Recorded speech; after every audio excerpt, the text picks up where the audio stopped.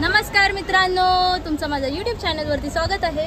तर आता मी महाराजा मंगल कार्यालयाच्या इथे आहे। मी लग्नासाठी आलेली, आमच्या बाजूवाल्यांचं एकाचं लग्न होतं, तर खोपोलीला आलेली। तर मग आता 1 तासावरती कारला आहे।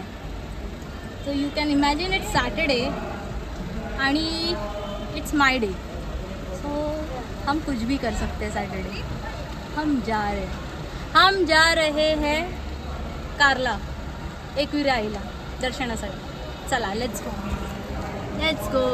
हा एकटाचा घाटात आलो आहोत आता। देखो शिस्तीत गाडी चालवतोय आपण।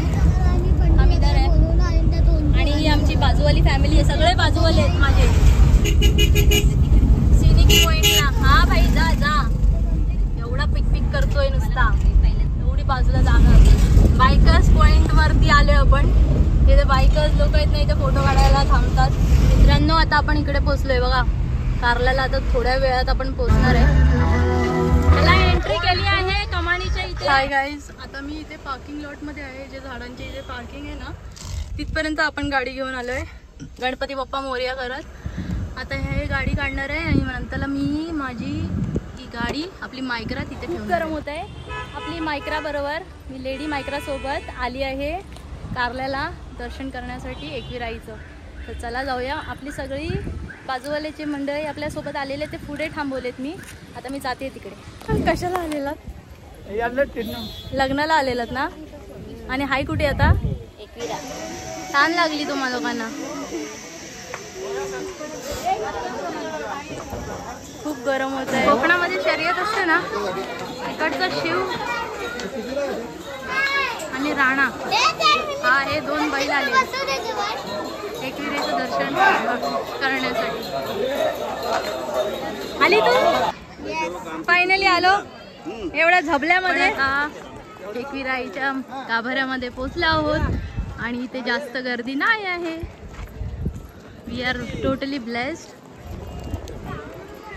Like I am totally blessed. Finally आपण आलो आहोत। कधीपासून मी विचार करत होती की एकविरेला जाऊया। अशा टायमाला आपण म्हणजे असं अचानकपणे आलो आहोत। एक नंबर।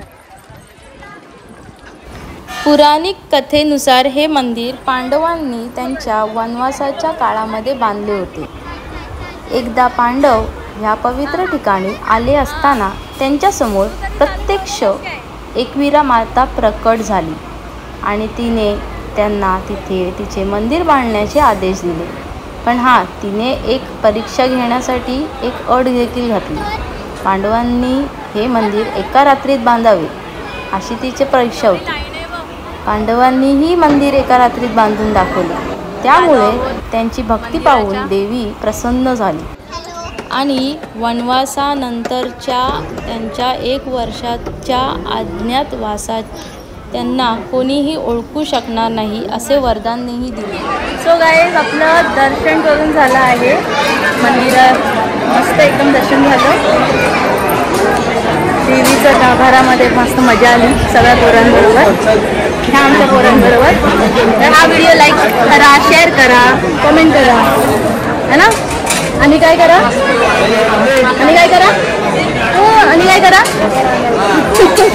सबस्क्राईब करा चॅनलला। Bye bye bye bye bye bye bye bye.